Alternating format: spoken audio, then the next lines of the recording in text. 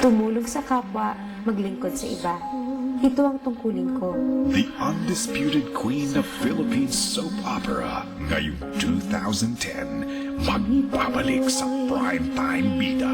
Naranasan ba nilang maaksidente ang nanay nila at mawala sa katinoan ng pag-iisip? Gusto niyo naman akong maging nurse? Kung gusto niyo magpaalipin, kayo na lang. With 3 of today's most sought-after leading men. Ayoko na nandito ka nagpapaligaw. Ano bang problema mo? Dahil nagsiselos ako. Bakit ba hindi patantanan si David? Isa kang malaking sumpa sa buhay niya. Subukan mo gawin ulit sa akin yan. Pinapangako ko sa'yo.